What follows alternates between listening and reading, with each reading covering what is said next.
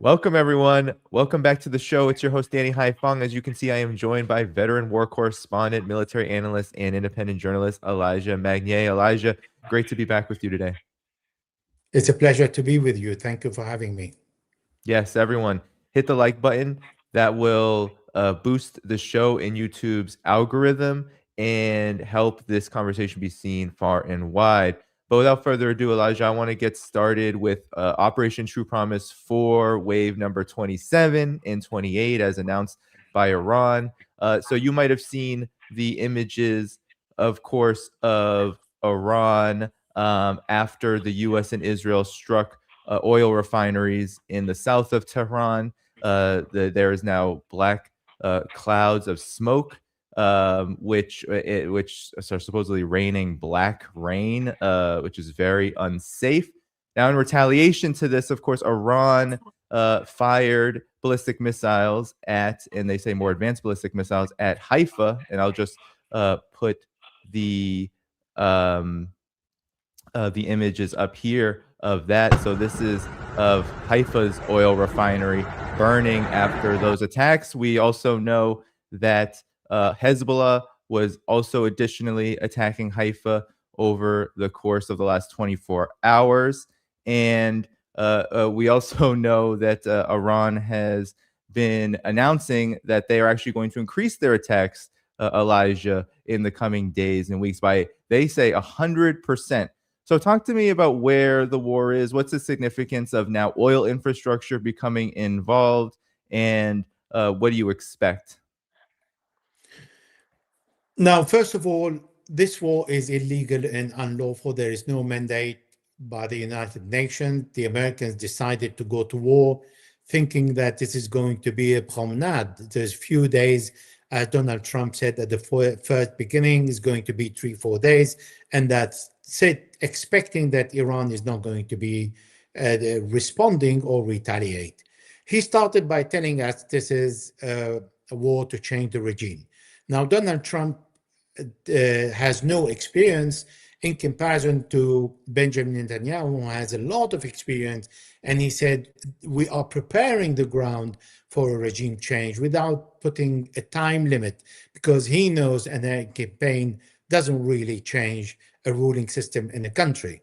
But Donald Trump then went on the next day saying, oh, no, I don't want to change the regime because we killed the Grand Ayatollah Sayyid Ali Khamenei. I want to be part of the selection of the new leader. So I mean, in my decades of war experience and covering Iran, even on the ground, the Iran-Iraq war and the Iranian presence in Iraq, Syria, Lebanon, etc., I was not aware that the Council Assembly of Experts have to have 88 experts. There were 59 at the beginning, but now they became 88 experts. And I didn't know that Donald Trump has become a Grand Ayatollah to join them and then be part of the decision makers. So it indicates his really complete absent knowledge of how Iran functioned, the culture, the system, the constitution. And he thought that, well, actually, like Venezuela, I asked the vice president to continue running the country and they accept, and that's it. He doesn't understand he's dealing with an ideological state and they have rules and constitution, and they are very proud people with thousands of years of ancient civilization, and they will not accept. You were talking about how Iran is a proud, Iranians are proud people with ancient civilization. Trump doesn't understand, and maybe you can get into now what we're witnessing with this retaliation on Haifa and elsewhere. So the retaliation for the Iranian today is an existential war. Therefore, they will retaliate against Haifa. They will retaliate against Tel Aviv. This is what they are doing. And actually, they don't need more than 10 to 20 missiles per day to continue the war and impose a ceasefire when the Americans are tired of this war and its consequences.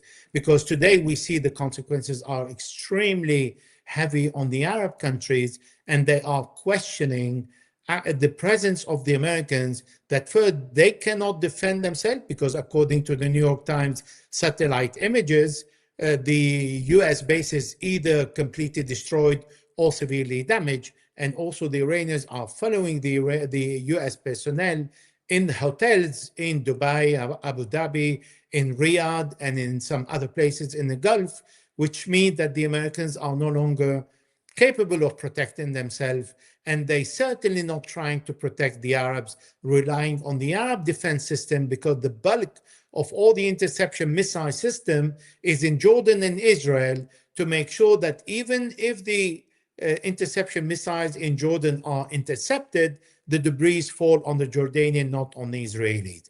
So for Iran, this existential war will not stop without a deal where the Israelis and the Americans will not start again the war. But so far, this duo is inflicting a serious damage on the Iranian economy, because they're not going after the Iranian nuclear bomb, because Iran doesn't have a bomb, and they are not going behind the Iranian missile program, because they are the producer.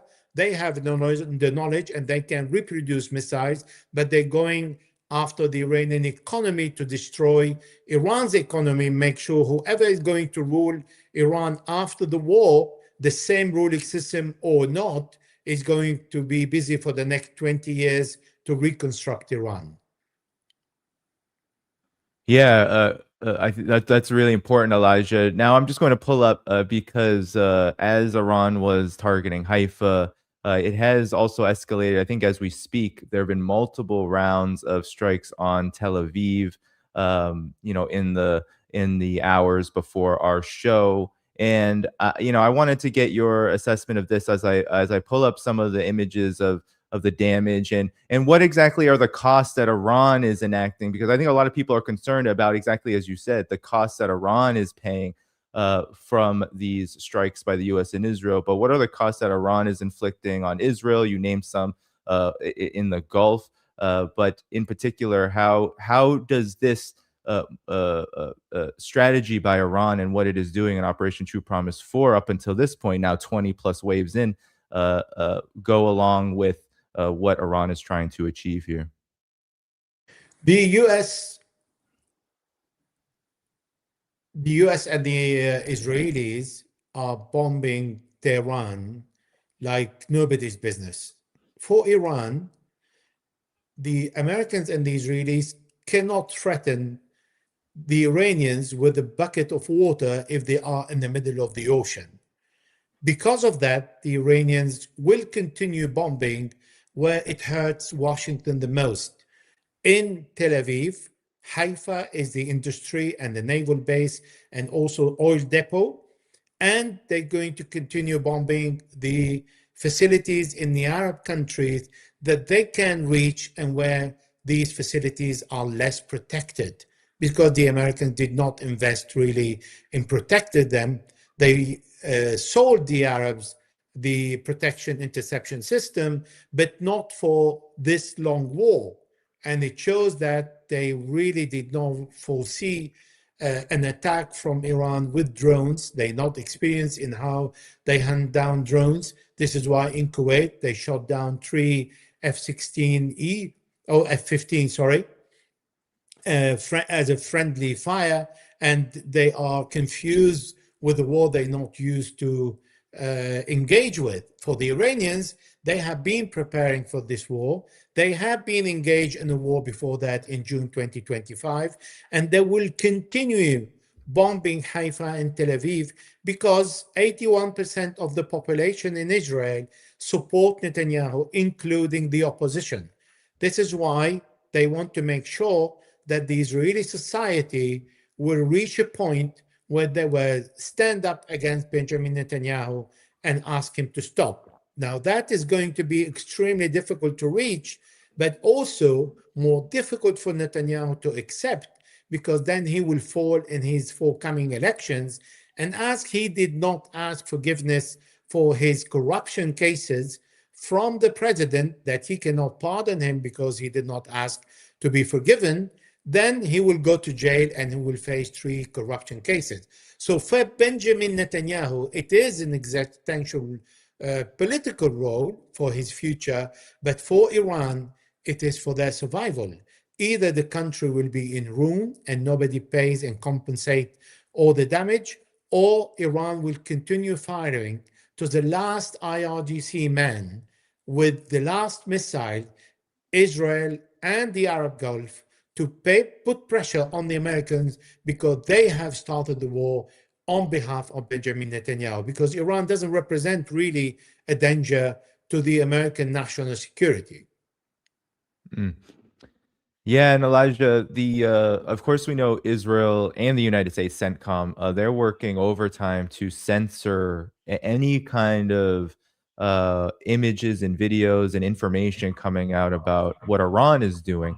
And I wanted to just show that this is becoming increasingly hard to do. So we have here's an NBC clip where they are talking, the NBC media pundits, they're talking as they are showing Iran launching and succeeding in hitting Tel Aviv. I'll just play that really quick. The Israelis, I think that's what the calculation now is. Regime preservation. Could you get a more pragmatic figure presiding? So there is that evidence. And then we also have, of course, on the bases, there was that brief period, Elijah, where Pezeshkian and Iran said they weren't going to hit the Gulf states or surrounding countries in the region as long as their bases aren't used and their assets aren't used, the assets of the United States aren't used to fire on them. Of course, that was immediately shot down by the United States, and they kept on using them for those purposes. But here's Americans actually in Kuwait, at an air base in Kuwait, showing and demonstrating exactly what Iran is doing.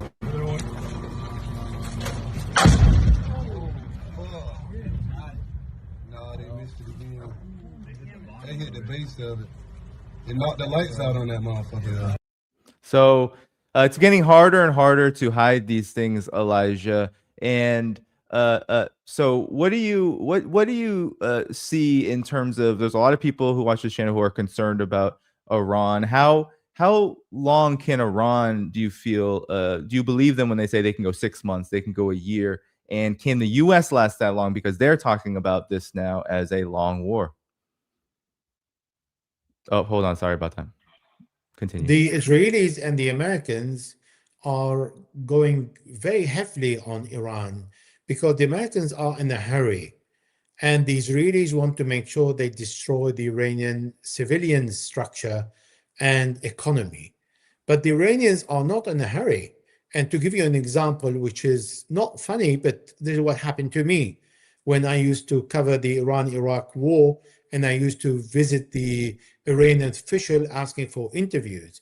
And I would be a guest at the foreign ministry in the room of the director general waiting to see the foreign minister. And he would offer me a mandarin. And then for an hour, he would be peeling the mandarin piece by piece, cleaning all the small pieces around it, to the point that made me nervous. That is the Iranian patient. The Iranians are not in a hurry to finish this war. The Iranians want to finish this war according to their terms that they accept. They will bring back Donald Trump to the third beginning before the war, and they will put harsh conditions that suit them with all the guarantee. And to do that, they want to make sure that they are conducting this war and they are sewing a carpet that takes a year or two to finish, because they are not in a hurry to bomb Israel like they've done on the first day, showing their capability to send 220 missiles in one day. But then they went back to the rhythm to make sure that day and night the Israelis spend it in the shelter, and day and night the Israeli interception missiles are exhausted or are engaged, because to shoot a bullet with another bullet, you need to shoot 3 to 5 interception missiles from the Israeli side. And this is exactly what the Iranians are doing. So we have not seen a sign of weakness or depletion of the Iranian missile, but from the American and Israeli medias. But what is falling on Tel Aviv and Haifa and other parts of Israel doesn't really corroborate with what the Americans and the Israelis are saying.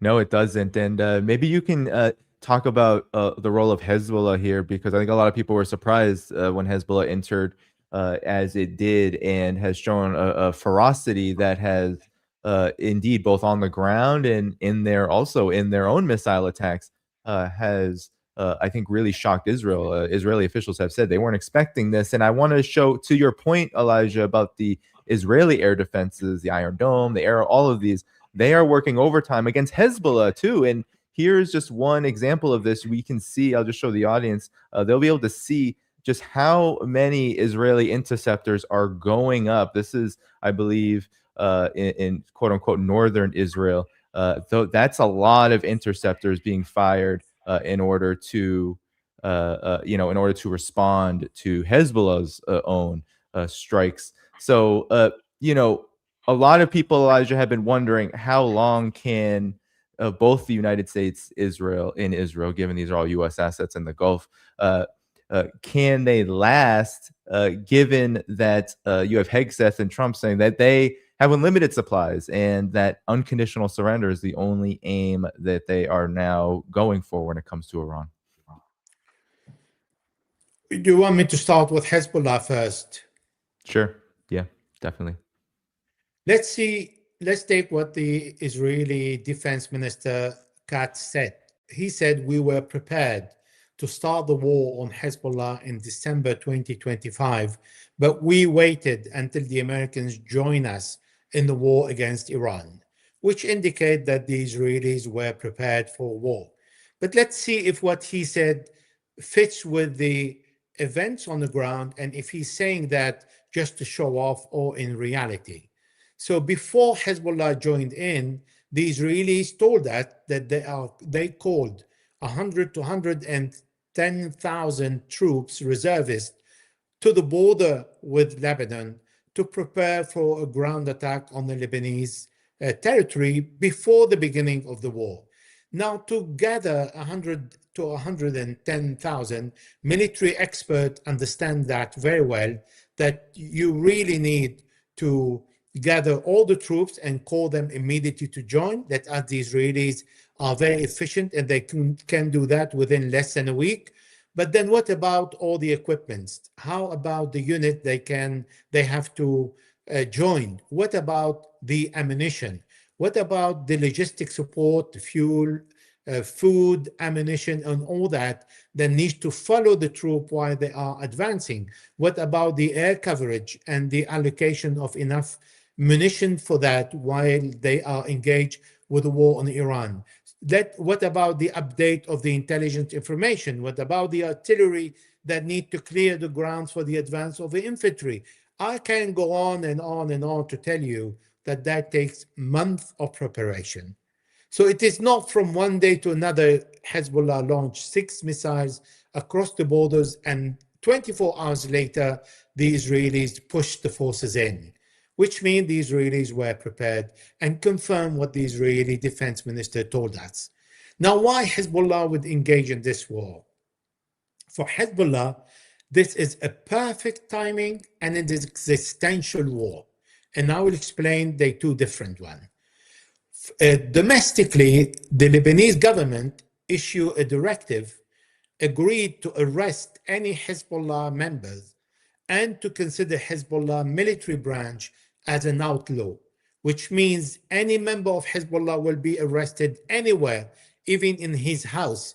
And we were told by Hezbollah that they are around 100,000 men. Now, the Shia community in Lebanon felt that they are next on the list. And they felt that actually in October, November 2024, when the war stopped with an agreement that Israel and Hezbollah will respect the United Nations Security Council Resolution 1701. And this is when Hezbollah stopped the war and Israel failed to respect the UN resolution and started the bombing of Lebanon from one side and violated the Lebanese sovereignty 15,000 times, killing 500 Lebanese, which amount to one per day in the last 500 days. And for Hezbollah to have the Lebanese government consider it as an outlaw and the Israelis preparing for attack and the atmosphere in Lebanon overwhelmingly pro-Israeli and anti-Hezbollah, that is the end of Hezbollah. Therefore, to protect its society, it needs to force Israel to impose a ceasefire with the United Nations Security Council Resolution 1701 that the American negotiator Thomas Barak said it is null and it is no longer valid, and the Israelis recognize no borders anymore between Lebanon and Israel, and they can move in freely as they want. That is the US envoy who said that, Thomas Barak, announcing that Lebanon is a failed state and the Israelis have a free hand. For that, the Hezbollah, who find the Shia in Lebanon not able to reconstruct their homes in the south of Lebanon because Israel prevent that. Not able to invest money in giving shelters to the Lebanese Shia that found their home destroyed because the Lebanese government prevent Iran from supporting Lebanon and reconstructing it and stopped all the flight between Lebanon and Iran for 1 year. So they are caught in between the Lebanese army that is preparing to attack Hezbollah, but not the Israeli occupation forces, and the Israelis who are prepared to attack Hezbollah, and they were in the middle. If they prove themselves capable of holding their ground, protecting the Shia, even with this destruction, because the Israelis kind of, I don't want to be cynical, but render a service to Hezbollah by asking all the Shia to evacuate south of the Litani River and all the suburbs, so Hezbollah doesn't have anymore anything to be afraid for, and therefore they can freely attack the Israelis without fearing for their people and the society that's protecting them. And Hezbollah said the condition. Hezbollah said if Israel returned to the agreement stipulated in October, November 2024, respect the Lebanese sovereignty, and allow the reconstruction of Lebanon, I stop. I am not related to the war on Iran.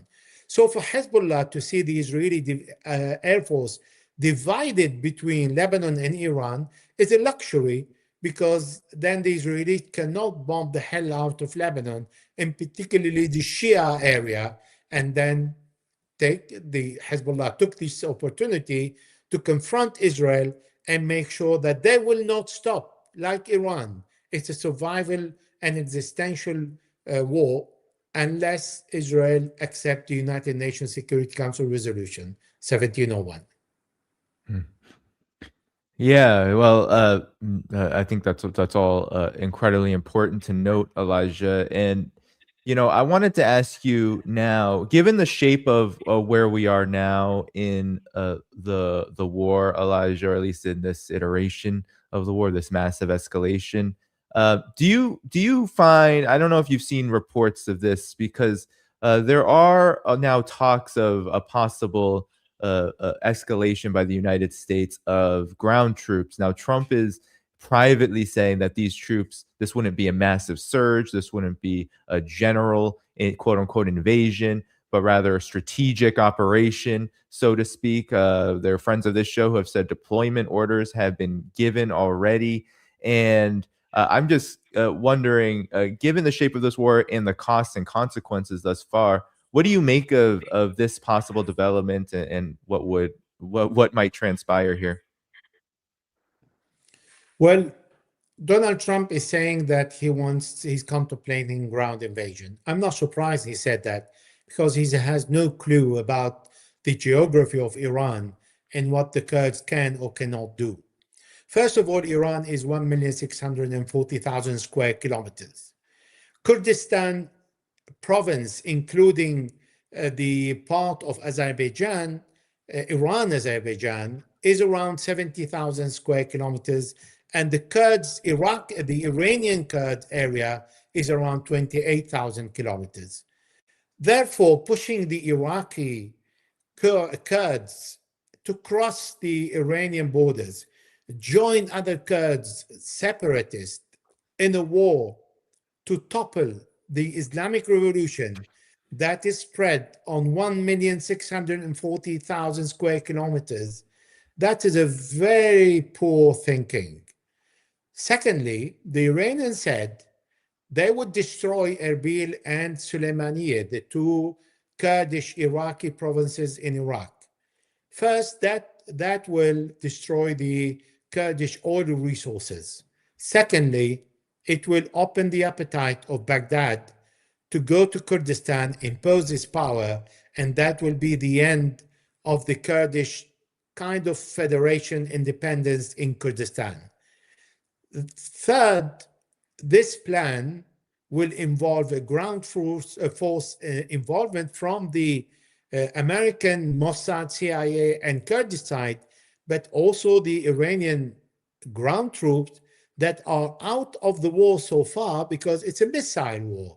It's a war between the Iranian missile and drones and the American and the Israeli missiles. One can argue that they've bombed the Iranian barracks, but who said the Iranian ground troop that count several millions, including the besieged, not 1 million the army, but there are also the besieged forces, are going to be completely wiped out from the air when the Kurds will advance into an Iranian territory. So this plan is really a plan of someone who really, his IQ is not higher than the room temperature, not him and all his assistants around him, including the war minister, because this is absolutely not a feasible plan and will really destroy the Kurds.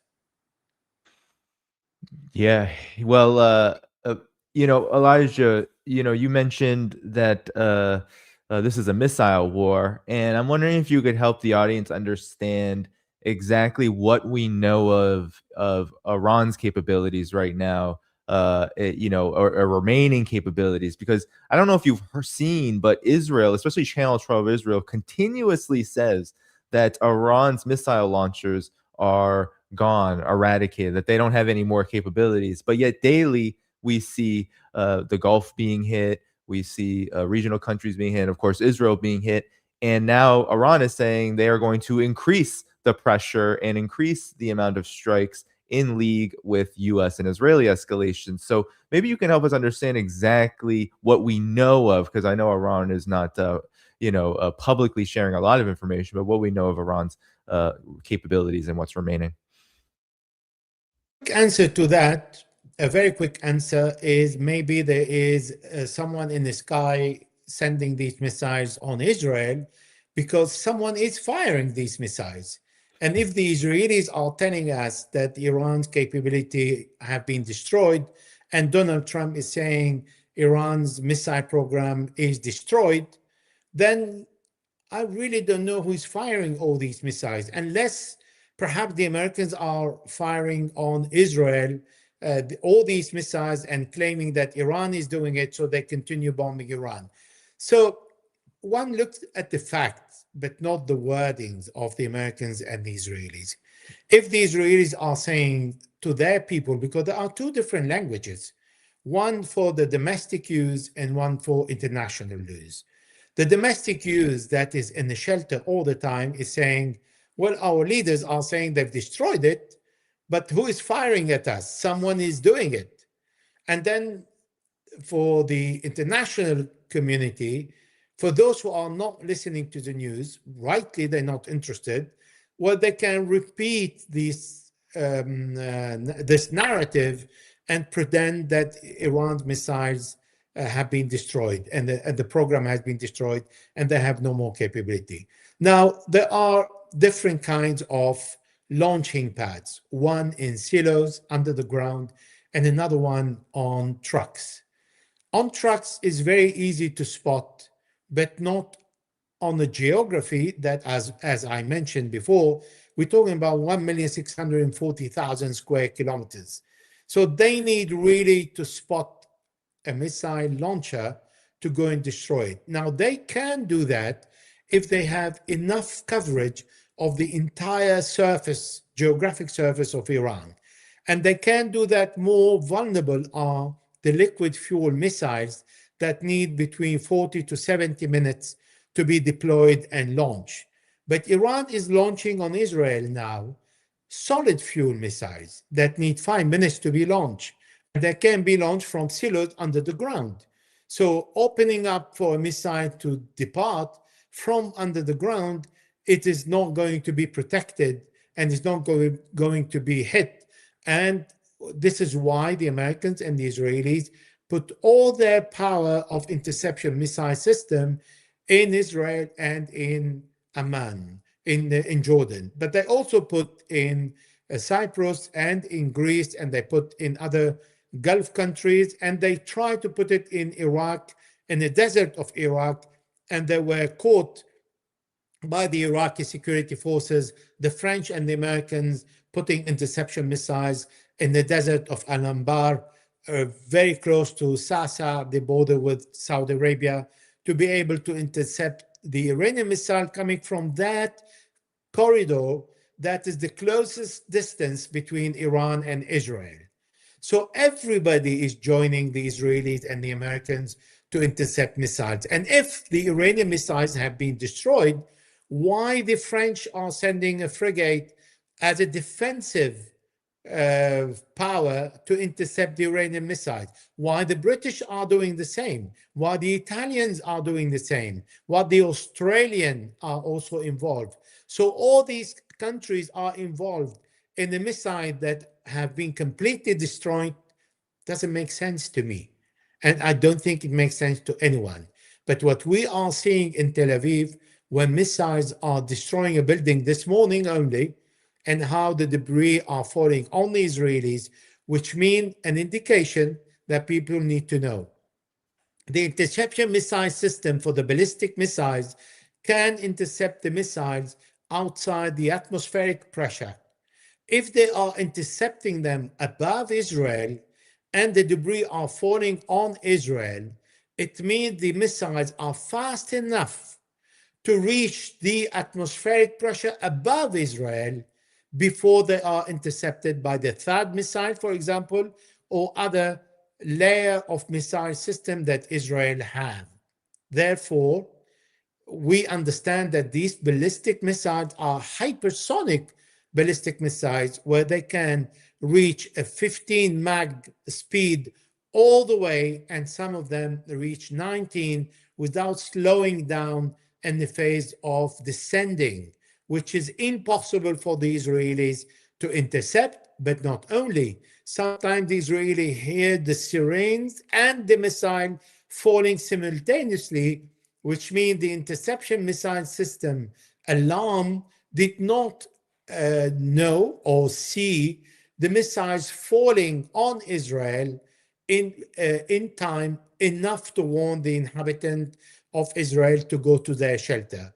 So we look at signs and signals to come up with a conclusion, but we don't look at what the Iranians or the Israelis or the Americans are saying.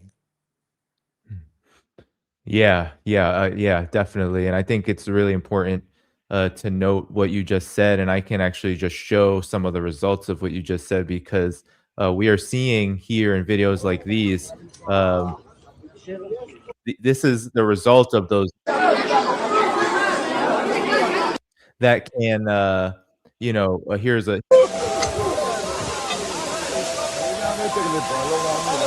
Yeah, these are the results of those missiles that can, and I'm wondering if you could describe these, because everyone's sharing them.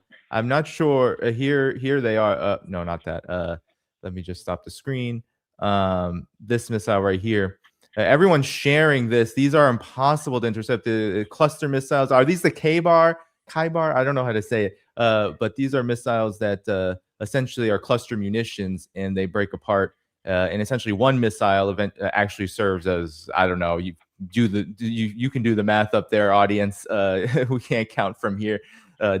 Dozen, maybe more. and that shrapnel just hits everywhere. And of course, Israel and the United States, there have been people who have made a comment about these missiles, Elijah, that they are against international law.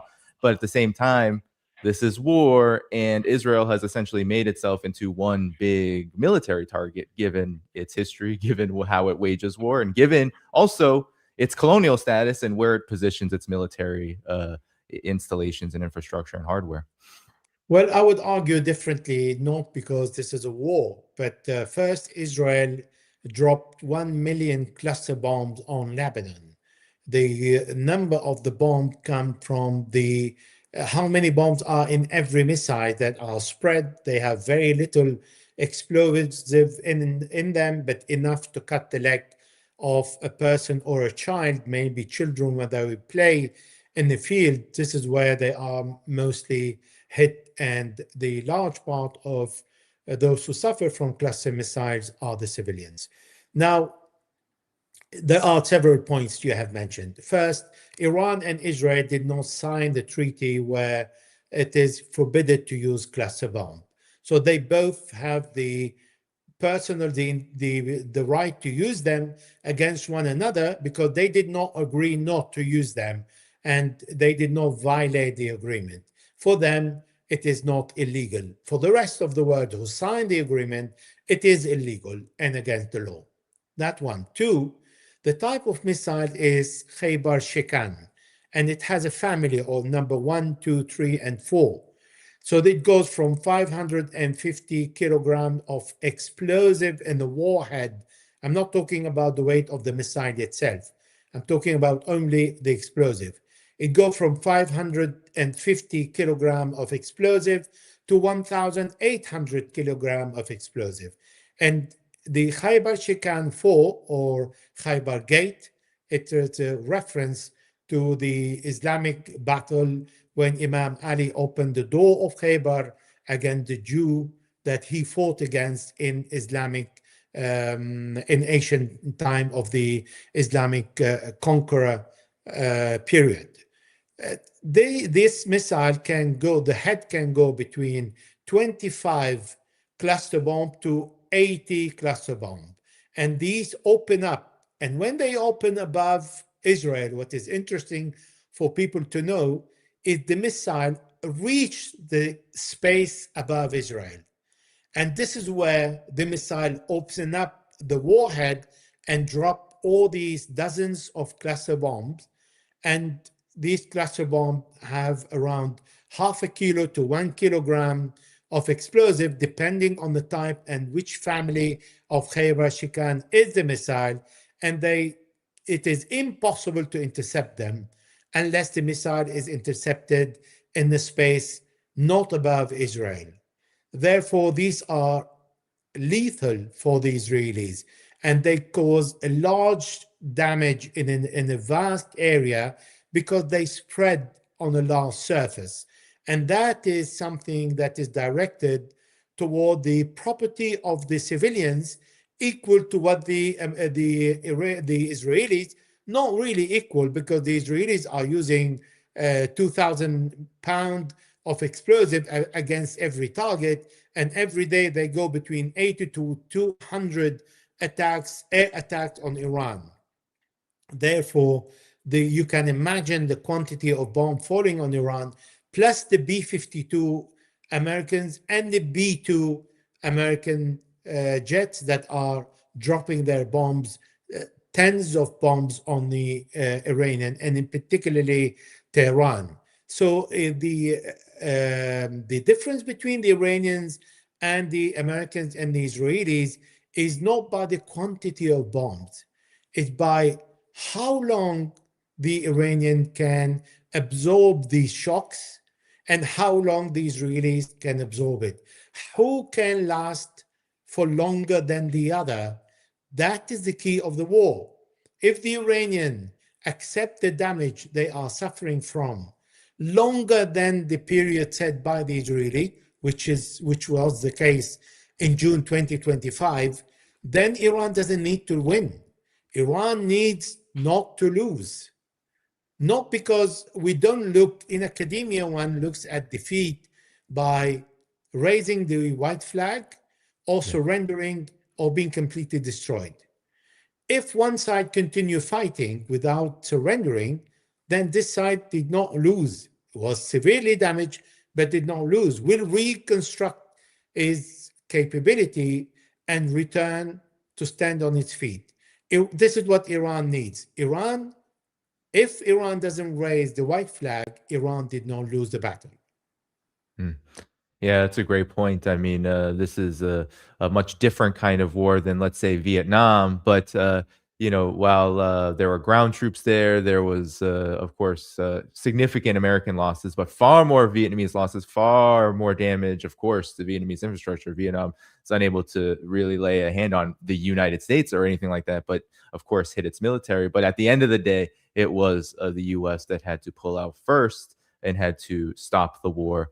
Because the costs were just too far great, even if Vietnam ended up getting hit the most. So Iran finds itself, I agree with you, I think it finds itself in a similar position, just a different kind of war where if it can defend itself and stand afterwards, then that is that is a kind of victory for Iran. Now, Elijah, I wanted to ask you about now some of the escalations. Of course, I mentioned the hits on Iran's oil infrastructure, but the U.S. and Israel are also going after desalination plants in Iran, which has caused, I think, 30 plus areas, villages, localities in Iran to be cut off from their water supply. But this is a dangerous precedent. Here's a post that I found interesting where there's a map of all the desalination plants in the Persian Gulf, where you see how dependent a lot of these countries in the region that are hosting U.S. assets, U.S. military assets, are on these kind of plants, and that all of them are within range, essentially, of Iranian missile fire and drone fire, which begs the question, where is this war heading? It seems like these kind of escalations only raise the stakes of even more catastrophe for the region. And will this kind of escalation backfire and put pressure on the Gulf states to stop their maybe very dependent and subservient position to the United States, because the damages could get far worse from here for them? Well, as you rightly put out, the minimum percentage of dependence on desalination in the Gulf countries is 95%. In some countries like Kuwait, it's 100%. So what Israel did is invited Iran to retaliate and reciprocate against the Gulf country. So everybody is suffering and everybody paid the price. And Israel remains the strongest country in the Middle East. This is the objective of Benjamin Netanyahu. And he said it. He said, once I destroy Iran with the Americans, then all the Arab countries will crawl back to me, because they will all want me to support them and they will all want relationship with me. He did not hide his objective. That was his objective. And this is what he said.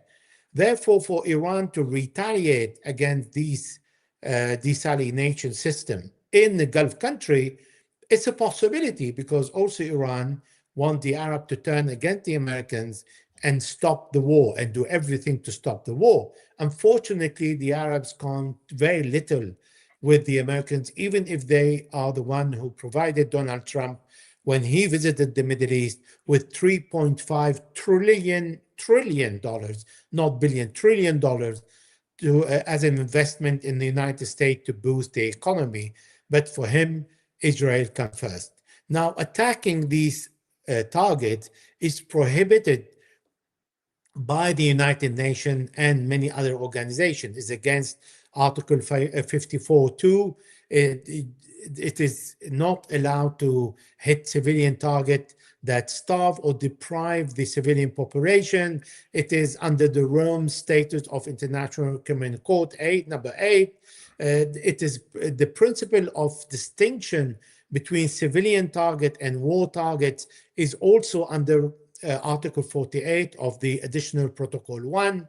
So proportionality, again, Article 51, every single country in the world avoid targeting civilian at this level. However, I'm not surprised, because what Israel did in Gaza, considering the Gazan as not human, flattening Gaza, punishing the population, and the result that International Criminal Court considered Benjamin Netanyahu as a fugitive and a war criminal, along with his former defense minister Yoav Gallant, is not a surprise for the crimes, war crimes and crimes against humanity that they have committed. Therefore, they are using the same style with Iran, attacking civilian infrastructure where people use drinking water, they attacking hospitals, they attacking schools, they attacking ambulances, they attacking police headquarters,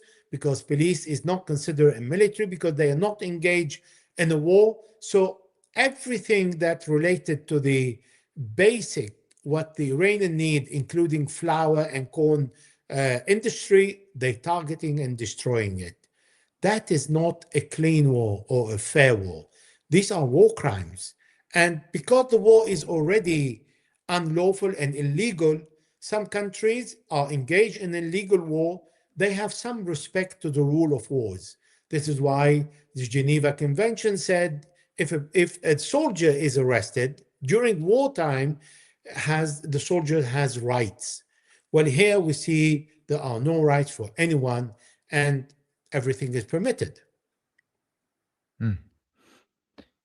Yeah, and I'd like to get your reaction to I think those are really important points, especially given that Iran, given how it's being targeted, has every right to inflict pain to defend itself. That is within its right. And here, yeah, I wanna play this from Fox News, Elijah, if you can bear in stomach it, because I believe that there's a heavy push. This war is so unpopular in the United States, and likely across the West, that we even see Fox News trying to spin developments as a big victory already, in an attempt to frame this as maybe a war that should end a little bit sooner than what is being purported. Here is the list that a Fox News commentator ran down. What has happened? Let's list it out. So we took out the Iranian regime leader, the Ayatollah Khomeini, and then 40 of the top leaders. We degraded their military. You can see we've been laying that out all day, all morning. We've because they've decided to attack their neighbors, and we've kind of unified them behind us. So that's kind of worked in our favor to some degree. We've outed fake allies, Spain, England, right? Why should we ever help them again? This is a way to reveal that. We talked a little bit about the insurance situation for ships coming across the Straits of Hormuz. So there's that angle as well, which is very interesting. So to me, this already looks like victory. So Elijah, help. This is the kind of, as the kids say these days, the kind of slop that is going around Western mainstream media, U.S. mainstream corporate media. Maybe you can break down the myth from reality here. Even that last point, victory seen in what's happening in the Strait of Hormuz. I don't know if the global economy and especially American and European pocketbooks would agree with that. First, I would like to say about the leaders that they have killed all the leaders of Iran, but someone is running the show, someone is firing, and someone is taking the decision about firing against what. Now, it's important to understand that ideological state and non-state actors have a horizontal leadership and not a perpendicular leadership. And the Grand Ayatollah Sayyid Ali Khamenei did not leave his house as a source of emulation. He remained in his house, that is also his office, and cannot, as a reference for tens of millions of people in the Islamic world, like a pope for the Christian, cannot leave his house and show that he is afraid of the Americans and the Israelis. And at 86 year, as he is an 86-year-old, for him and for him ideology, the best level that he can reach to die not his bed, killed by his enemy. And for him, this is a martyrdom.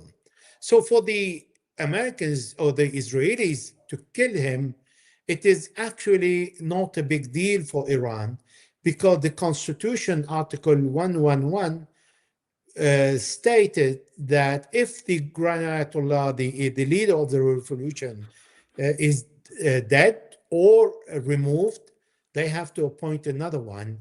And there is a council, the assembly expert of 88 persons who meet to select the new one and to approve the selection of the new one, which they have done today, and they finished the selection of the new one. So killing the leader, the people who don't follow Iran, in December 2025, the leader of the revolution appointed already all the vices of all the leadership that are in Iran. And in fact, the head of the IRGC today, Brigadier General Ahmed Vahidi, is the one who was appointed as a vice head of the IRGC in December, and he's the one leading the battle today. So killing the leaders did not cripple Iran. It did in June 2025, when Iran retaliated after 18 hours. It has created a big surprise and a huge confusion, because Donald Trump started the war with Benjamin Netanyahu during a negotiation. Now, he did exactly the same this time when they said they would meet on Monday in Vienna, and he started the war on Saturday. But Iran was differently prepared. And in the first hour of the assassination of several leaders, Iran responded in strength against Tel Aviv and against all the US bases in the Middle East, which means the plans were already on the table, ready to be executed, and they executed them. Now, if you look at that angle, it means Iran is prepared for war, to continue the war, and it is not ready to back down. The decision makers in Iran today are the IRGC, the military. If there is something new coming up diplomatically that fit with the plan already laid out by the leader of the revolution, that the war doesn't stop unless we reach our objective to lift the sanction, to have the right to enrich uranium, and for those attackers to pay to compensate all the damage of the war, and also for Iran to recover tens of billions of dollars frozen in different banks, the war is not going to stop. We don't see any indication of what was in the program of Fox News that is compatible with the reality on the ground, that the leaders have been killed, that the Iranians are ready to surrender, that the Americans have the upper hand and the total control. They have the total control of the sky, but they can't stop the missile coming. And what they say about the Iran bringing all the Gulf together with the Americans on their side, I think this is a very high either disinformation or misinformation, and the presenters did not know what they are talking about. First, the Gulf countries are receiving only mainly drones, and they are incapable of defending themselves. Secondly, they've been threatened by the Ansarullah and by the Iranian that their infrastructure will be destroyed if they come into the war. And they are extremely fragile in this war. They cannot defend themselves. Third, Iran took into consideration the possibility of attacking the Gulf countries if they participate in the war, and the Gulf country will not hesitate a second to bomb the hell out of Iran if Iran is defeated. Another point is Ansarullah in Yemen said they will close the Bab el-Mandeb if the Arab will join the war, and they will bomb the Arabs. And the last point is the Strait of Hormuz. Iran did not close the Strait of Hormuz. This strait is still available, but any ship crossing that strait needs to respond to the Iranian. And the Iranians invited the Americans, military and naval force, to cross the Strait of Hormuz so that they can deal with them and revenge the frigate that the Americans bombed with their submarine when they were during a military joint parade with India, where they are not allowed to be armed, returning unarmed in international water, and were sank by the Americans, where they killed 84 sailormen, 60 are missing, and 23 remain alive and were recovered by the Sri Lankan.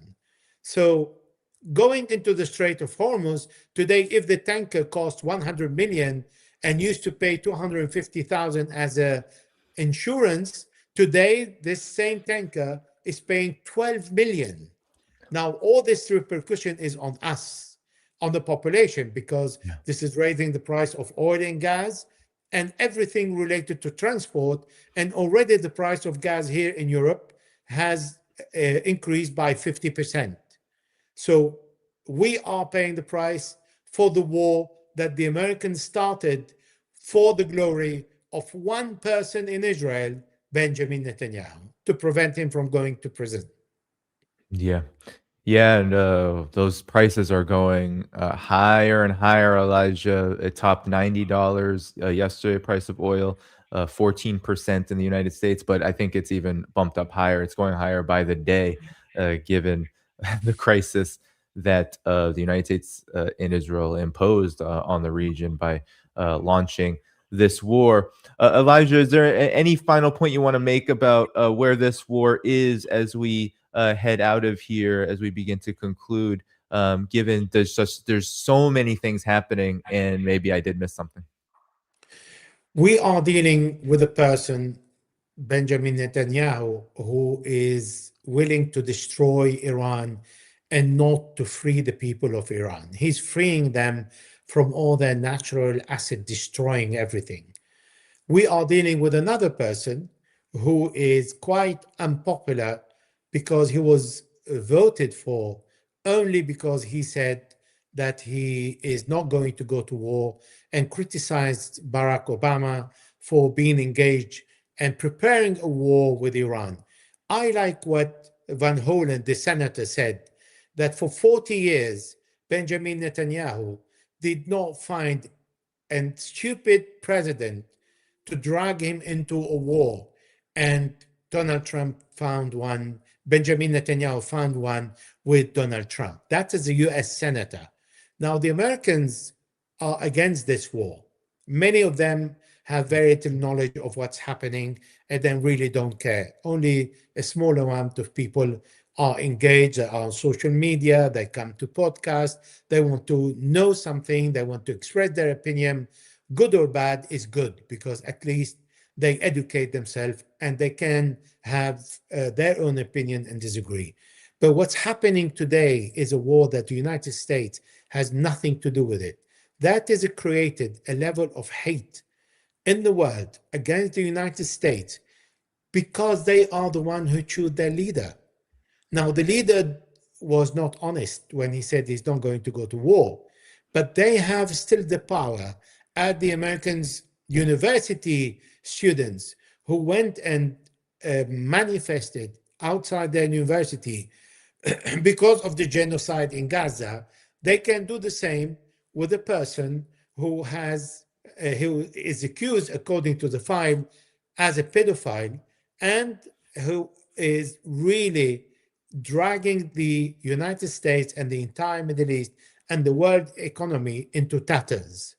This is something that the American people needs to be responsible for and feel sorry for what's happening in Iran, because they are the one who elected the president who has no knowledge of politics or no understanding of geopolitical strategy. Well, without further ado, everybody, I want to make sure you know that Elijah Magnier's website is in the video description, where you can check out all of his work, his updates, his articles, all that he is doing on this war, and of course on geopolitics and the rest of West Asia.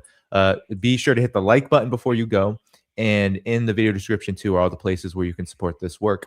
You can also, I just want to make sure I thank all the super chats all those who became members, and of course, all the moderators who did a great job in the chat today. Without further ado, everybody, I'll be back tomorrow. Scott Ritter, 12 p.m. noon Eastern. What is that, March 9th? We will be back for the daily updates. Okay, everyone, take care. Have a good rest of your Sunday. Bye-bye.